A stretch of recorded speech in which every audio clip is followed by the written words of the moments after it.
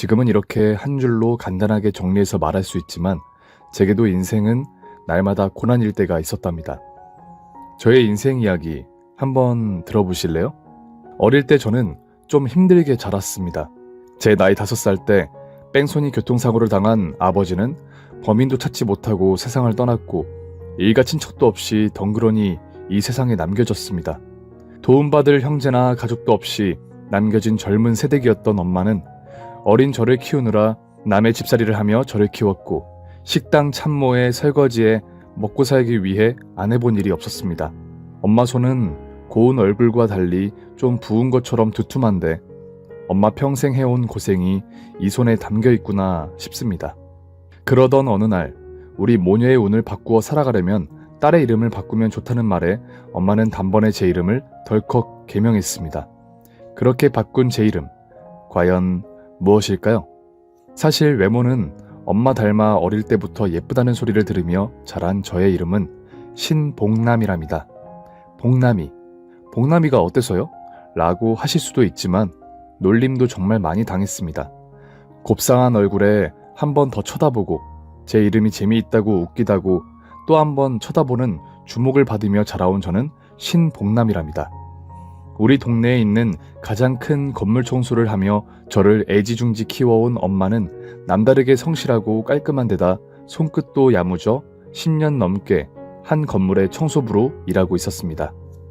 저 역시 중학교 3학년 때부터 엄마를 도와 토요일과 일요일에는 같이 건물 청소를 했고 그때마다 지나가던 이웃 주민들은 저를 칭찬했습니다. 건물주인 아저씨는 엄청 부자인 데다 마음씨도 좋으셨고 엄마를 도와 부지런히 다니는 저를 보면 가끔 용돈도 주시며 봉남이는 참 복있게 살겠구나 라며 덕담도 건네셨습니다. 하지만 어쩌다 마주치는 건물주인 아줌마는 딱히 저희 모녀에게는 한 번도 말을 건넨 적이 없습니다. 매일같이 어디를 그렇게 다니시는지 커다란 차를 몰고 와 휑하니 가기 바빴고 건물주 아저씨만 주로 사무실을 지키고 상가를 관리하며 지냈습니다. 어느덧 저는 고등학교를 졸업하고 원하던 대학교에 입학했고 어떻게든 평생을 먹고 살 전문가가 되어야 한다는 목표로 저는 임용고시를 차근차근 준비하고 있었답니다. 학교 개교 기념일이어서 쉬게 된 평일. 안 그래도 손목이 많이 아프다던 엄마가 걱정돼서 내가 가서 먼저 청소를 해둬야지 하는 마음에 아침 일찍 엄마가 청소하는 건물에 막 들어서 청소를 하려고 도구를 챙기고 있었습니다. 예? 아니 제 통장에 돈을 누가 다 옮겨뒀다니 그게 무슨 말입니까? 지금 은행 가서 확인해보라고요? 아이고 은행 볼 일은 내가 다 봅니다. 뭐라고요? 울 마누라가 옮겼다고요?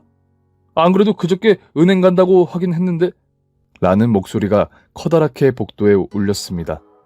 아무래도 목소리를 들어보니 건물주 아저씨였고 살펴보니 벌써 통장을 챙겨 주섬주섬 나설 준비를 하고 있었습니다. 아차 싶었습니다. 종이를 찾으니 보이지 않고 급한 대로 주머니에 있는 볼펜을 꺼내 급하게 내 손바닥에 적었습니다. 안 돼요. 보이스피싱. 놀란 아저씨는 눈은 왕방울만 해졌고 식은땀이 나고 있어 앞머리가 다 젖어 보였습니다. 전화 바로 끊으세요. 라고 적어 한 번 더 보여드렸습니다. 그제 아저씨는 전화를 끊었고 어쩔 줄 몰라 하며 내 돈을 누가 다 옮겨놓았다는데 은행 가서 확인해봐야 하지 않냐고 하시며 사시나무 떨듯 부들부들 떠셨습니다. 저는 아저씨를 안심시켜드리기 위해 함께 은행으로 가서 계좌를 한번 정리해서 보시라고 하고 가만히 옆에서 기다렸습니다. 여기저기 계좌를 확인하시는 동안 자판기에서 시원한 음료수를 한 잔 뽑아드리며 또 드렸지요. 그제야 한숨을 돌린 아저씨가 아이고 막 내 주민등록번호를 불러주려고 하던 참이었어. 내가 뭐에 홀렸는지 모르는 번호를 잘 받지도 않는데 덜컥 받아서 봉남 학생이 내 재산을 지켰네 라며 대견하다는 듯이 계속 말씀하셨습니다. 역시 봉남 학생은 복이 넘쳐 남아 돌겠어. 응? 라며 말씀하셨습니다. 아니 내 이름 신봉남을 또 이렇게 말씀하시다니 나는 제발 좀 이름 좀 부르지 말라고 말씀드리고 싶었지만 차마 그럴 수 없었습니다. 나도 신이 나고 남도 신이 나는 복을 넘치게 받고 남아 돌려고 일어나 하는 생각도 잠깐 했습니다. 그날 이후 건물주 아저씨는 10년 넘게 일했는데 월급도 조금 더 올려주셨고 엄마는 더욱더 신이 나서 즐겁게 일을 했습니다. 1, 2층에는 병원과 약국이 주로 들어서 있고 3, 4층에는 학원이, 그리고 그 위에는 헬스장과 한의원이 들어선 큰 건물이어도 엄마 손길이면 반짝반짝 빛이 났습니다. 하지만 한 번씩 건물주 아줌마인 사모님이 순찰하는 날은 금방 한 청소도 새로 해야 했고 저녁에 한 번 더 야간 청소를 하며 사모님이 마음에 들 때까지 해야 했습니다. 그런 날은 주로 아저씨는 타지로 볼일을 보러 가는 날이었는데 날마다 외출하는 사모님이 짜증이 더해져서 그런 것인지 알 수는 없었지만 말이지요. 아니, 여기 좀 봐요. 청소를 이렇게 하면 어떡해요? 한 번 더 하세요. 이걸 청소라고 한 건지. 라고 말하면 지나가던 세입자들이 보다 못해 어머, 이 건물 정말 깨끗해요. 화장실도 건물 입구도 입댈 게 없어요. 저도요. 이렇게 깔끔해 주시니 얼마나 좋은지 몰라요. 라고 가게 주인마다 거들어주고는 했습니다. 그럴 때마다 혀를 찢찢하며 다들 청소의 기본을 모른다며 볼멘 소리를 하시고는 했습니다. 한 번은 엄마더러 타고 다니는 차를 좀 청소하라는데 차 안을 여니 이건 뭐 쓰레기장이 따로 없었대요. 입고 다니는 스타일은 완벽한 강남 사모님 스타일인데 차 안은 방금 마시고 치우지 않은 종이컵에 묵혀둔 짐에 쇼핑 상자에 그 큰 차 안에 꽉 차 있더랍니다. 어디 이사 가는 줄 알았어. 내가 오늘 사모님 차까지 치우느라. 뜯지도 않은 박스에 벗어둔 신발은 또 몇 켤레인지, 아니 차 안에 옷은 또 왜 그렇게 많은지. 평소보다 늦게 돌아온 엄마는 좀처럼 하지 않는 볼멘 소리를 하셨습니다. 마침 방학도 되었고 안 되겠다 싶어 독서실로 가기 전에는 엄마와 함께 출근을 했습니다. 엄마 옆에서 더 열심히 돕고 더 많이 웃으며 청소를 하면 뭐하러 따라와? 가서 네 공부나 해. 그게 날 돕는 거야. 하던 엄마도 일을 하다가도 나를 보면 웃고는 하셨습니다. 엄마 돕는다고 잠깐씩 같이 하고 나면 이웃분들이 그렇게 칭찬을 많이들 해준다며 엄마는 그게 또 신이 나고 좋은가 싶었습니다. 울 엄마 곱디고 온 청춘을 나 키우느라 다 보내고 지금도 외출한다고 나서면 누구보다 아름다운 미인인데도 이렇게 입고 청소를 하시는 모습에 저는 목이 메이기도 하고 어서 내가 더 열심히 공부해야지 생각하며 청소를 마치고 독서실로 향하고는 했습니다. 매일 같이 가지는 못해도 2, 3일에 한 번은 같이 엄마랑 출근했다 독서실 가는 걸 반복하던 중이었습니다. 그러던 어느 날 하루는 처음 보던 남자와 건물 입구에서 마주쳤습니다. 키는 좀 큰 편이었는데 몸이 좀 땅따랬고 입이 메기처럼 크고 불룩했습니다. 처음 마주쳤는데도 씩 웃으며 인사를 하는데 새로 출근하는 4층 학원 선생님인가? 누구지 싶었습니다. 어디서 많이 본 얼굴이라는 생각도 들었습니다. 게다가 사실 웃어도 웃는 게 아니라 왜 울지라는 인상을 주는 사람이었습니다. 한마디로 보기 드문 추남이었지요. 좀 드물게 못생겨서 오히려 기억에 남는 사람. 한 번씩 그런 경험 있지 않습니까? 못생겨도 너무 못생겨 그렇게 인상적이던 그 청년은 건물주의 외아들이었고 미국에서 공부를 하고 돌아온 지 며칠 안 되었다고 또 소문이 자자하더군요. 아들이 하나라 한국 오라고 그렇게 성화를 했다느니 성품은 착한데 인물이 영 별로라 선을 볼 때마다 퇴짜라는 둥. 엄마 닮아 진짜 인물은 요즘 보기 드문 추남이라는 둥. 얘기거리 없던 동네가 떠들썩하도록 아줌마들의 수다가 늘어났답니다. 밤늦게 공부를 하고 집으로 돌아가면 엄마가 들려주는 이야기가 영 헛소문은 아니다 싶은 게 메기를 닮은 씩 웃는 얼굴이 떠올라 저도 모르게 깔깔거리며 웃고는 했습니다. 이제 막 방학도 끝나가니 개강 전에 엄마를 하루라도 더 돕자 싶어 함께 출근을 하던 길에 그 청년을 또 마주쳤습니다. 마침 밖으로 옮겨놔야 하던 무거운 폐기물을 엄마랑 둘이서 끙끙거리며 옮기고 있는데 덥석 나서서 옮겨주는 게 아닙니까? 아이고, 정말 고맙습니다. 엄마가 고개를 깊이 숙여 인사를 했습니다. 저도 따라 눈인사를 하며 얼핏 보니 안 그래도 그 큰 입으로 씩 웃는 게 아닌가요? 나도 모르게 호호호 하고 소리내 웃고 말았습니다. 눈이 마주친 우리는 한 번 더 웃게 되었고 옆에 있던 엄마는 그저 우리를 쳐다보기만 했습니다. 얘는 왜 그렇게 크게 웃어? 사람 무한하게. 엄마는 안 웃겨? 보기만 해도 난 진짜 웃음이 자꾸 빵빵 터져. 사람 얼굴 보고 그럼 못 써, 얘? 그래도 재물 복이 얼마나 있어 보이니?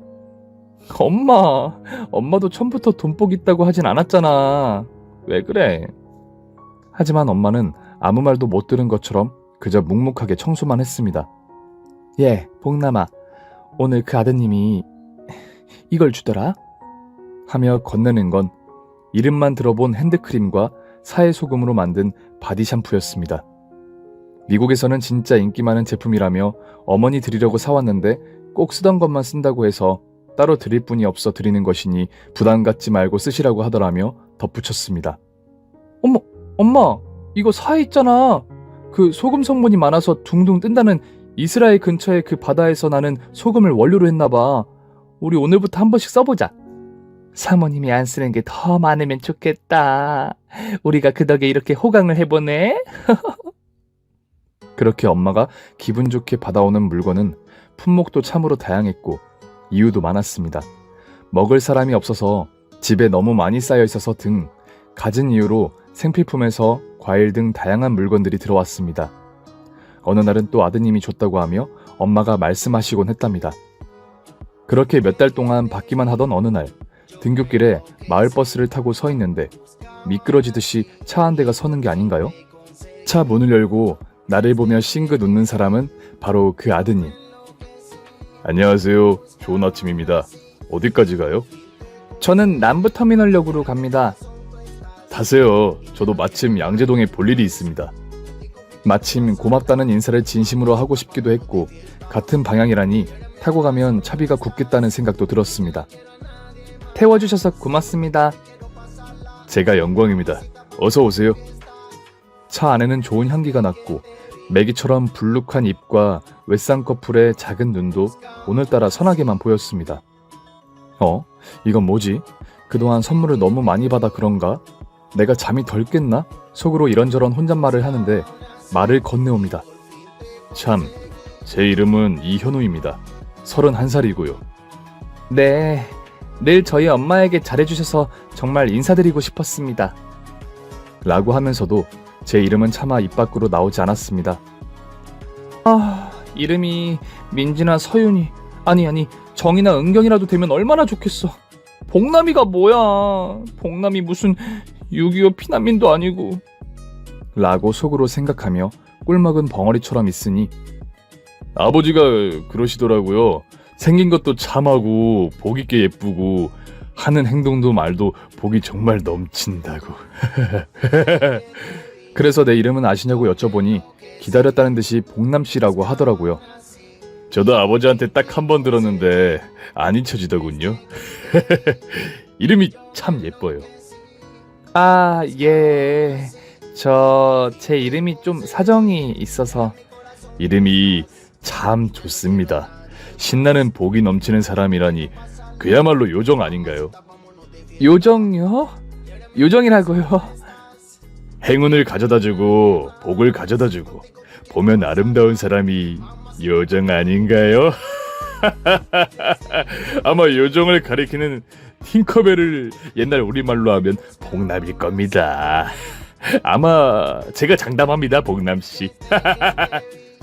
갑자기 햇살 한 줄기가 환하게 비춰오는 기분이 들었습니다.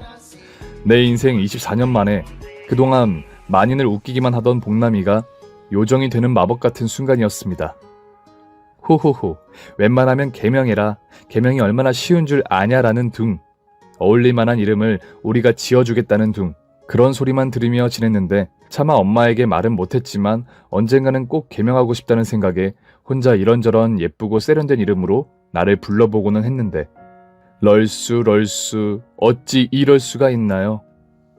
남편은 그날부터 비가 오나 눈이 오나 날이 맑으나 흐리나 언제나 나를 모시고 다니는 기사가 되었고 그저 내가 하는 모든 것을 응원하고 지지하는 모습에 저는 완전히 빠졌습니다. 팝을 좋아하는가 하면 클래식도 좋아하고 스테이크를 좋아하는가 하면 돼지국밥이나 칼국수를 좋아하는 소탈한 모습도 참으로 보기 좋았습니다. 유학 생활을 했는데도 여자라면 신봉남 저 하나만 바라보면 꿀 떨어지는 이런 양봉업자가 어디 있다는 말인가요? 맥이라고요? 아닙니다. 세상 둘도 없는 훈남으로 바뀐 나의 현우 씨입니다.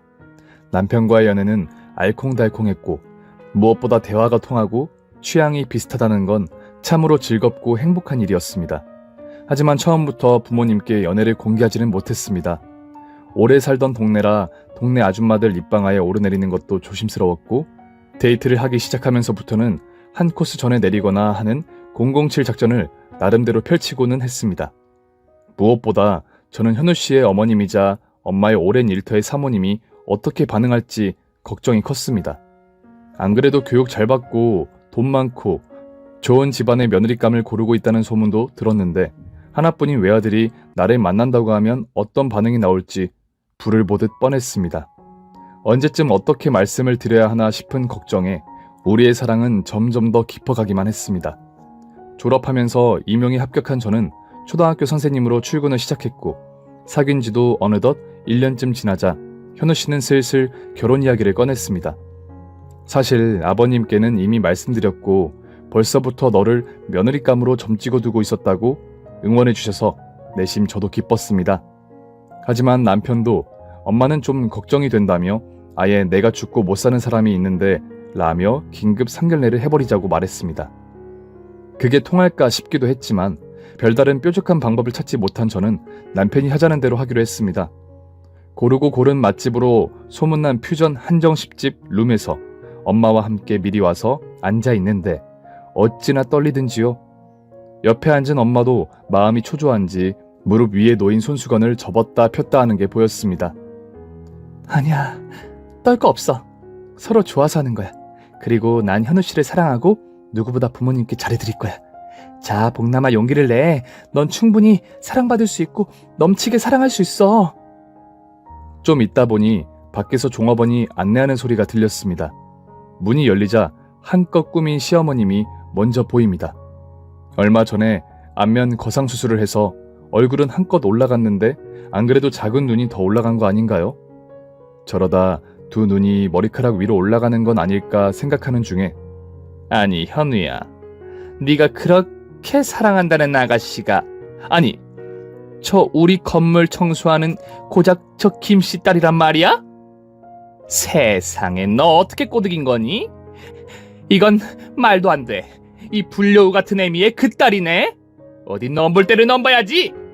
내가 진짜 숨이 딱 막힌다. 아니 엄마 왜 이러세요? 복남씨도 초등학교 선생님이고 귀하고 예쁘게 열심히 살았어요. 복남이?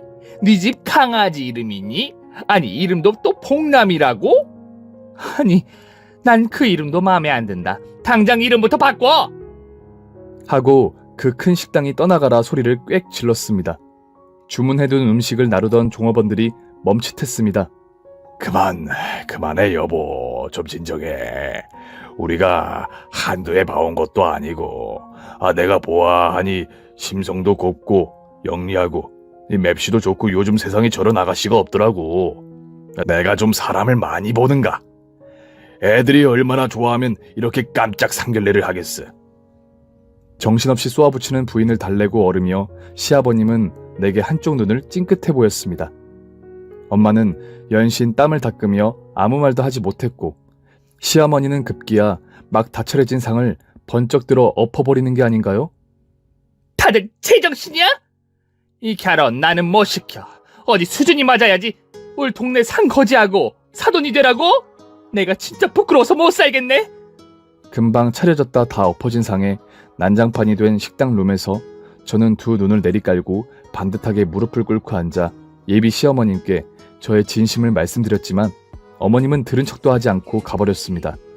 다음 날부터 동네 사람들을 찾아다니며 저 불려 모녀가 우리 아들을 꼬셨어.